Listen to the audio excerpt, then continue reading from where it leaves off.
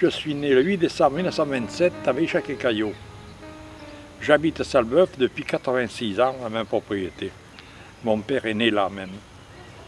Voilà. Et puis alors, ma résistance a été d'abord faire Salbeuf-Bayonne à bicyclette, puisque j'étais agent de renseignement.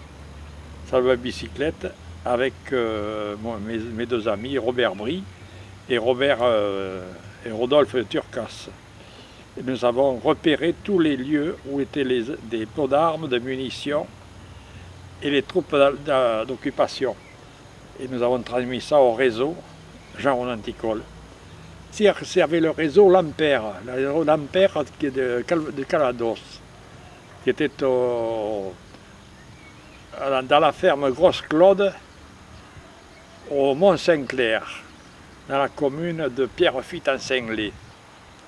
Et tous ces hommes se sont regroupés, et puis ma foi, c'est parti comme ça. Nous étions à l'auberge jeunesse ensemble. Nous étions 7 ou 8 à l'auberge jeunesse, il y en a 5 qui ont pris le maquis. Ouais. Donc Pierre Gémin, qui s'occupait des murs d'Atlantique, Serge Dubourquet, lui qui s'occupait à la préfecture, on donnait tous les renseignements.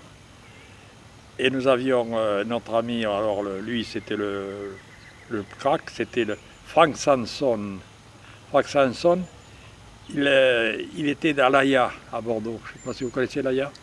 L'AIA c'est une usine d'aviation, quoi.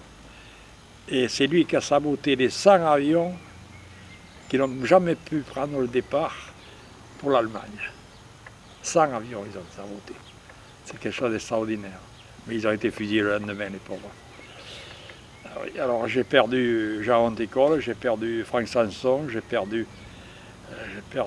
Serge Duhoquet, tous les maquis que nous avions formés. Mon père était chef de réseau ici à Salbeuf. Chef de réseau, alors il m'a dit, mon drôle, maintenant tu sais, tu prends la charrue pour nous nourrir et le fusil pour chasser le boche.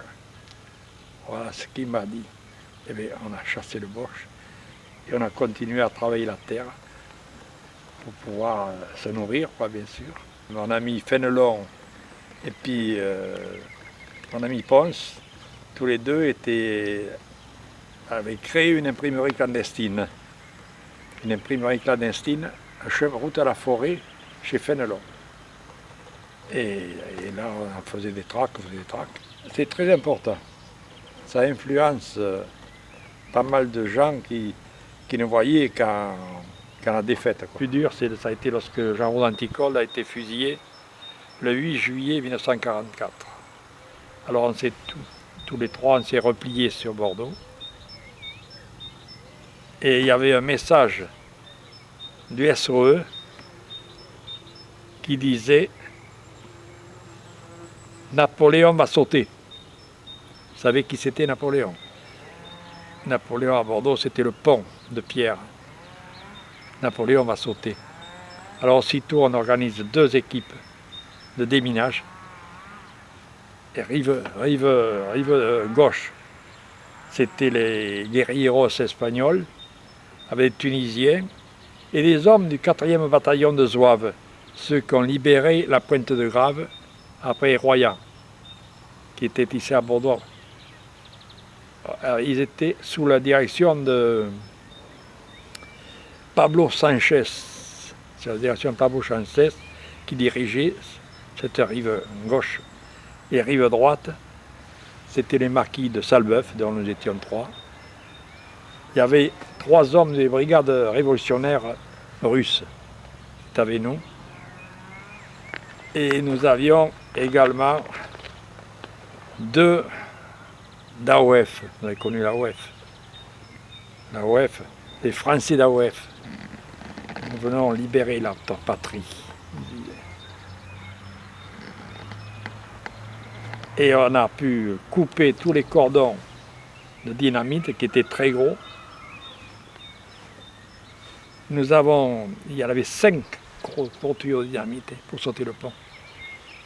Et nous avons, comment dirais-je, coupé le service, l'allumage électrique, quoi, je ne sais pas comment on appelle ça, électrique. Il était 16 heures, il était 4 heures, mais 16 heures, donc ça en avait terminé, et le pont devait sauter à 18 heures. La minuterie était partie à 18 heures. Pour 2 heures, nous avons sauvé le pont de pierre. Bon. Ça a été le plus grand coup. Dans Carados, au Mont-Saint-Clair, nous étions 3 frontières répartis en français où on logeait chez Thérèse Regnault, une courageuse, une femme courageuse que j'ai revue après, souvent. Et parce que là, les convois allemands passaient, il fallait absolument les empêcher de passer. Alors on s'est transformé en bûcheron, et en bûcheron, on abattait les arbres qu'on mettait en travers de la route. On les traînait avec un tracteur, on était en travers de la route. Moi, je conduisais un cheval. Je conduisais un cheval et je portais les messages à tous les marquis le long de ma route, depuis Pierrefitte-en-Senglet, vous n'avez pas entendu parler, jusqu'à Thury-Harcourt, à peu près 50 km. Tous les marquis, je les ai fait. Alors, un cheval, je mettais les messages dans l'œillère du cheval, dans le mica qu'il y avait, l'œillère du cheval. Et les chefs de réseau, ils le savaient, quoi, ils allaient chercher les messages et ils voyaient ce qu'il fallait faire, là où les Allemands se trouvaient et tout, quoi. Le plus mauvais souvenir, quoi, c'est les pendus de Tulle, quoi. Pendus de Tulle, 90 pendus, quoi. Dont des camarades, quoi, qui se battaient contre le Boche. Nous sommes des centaines de l'ombre, les soldats de l'ombre, c'est des centaines que personne ne parle de nous, quoi. Jean d'Antigone disait: je pense qu'un jour, les Français reconnaîtront que la résistance a été aussi forte que nos alliés dans la victoire contre l'Allemagne.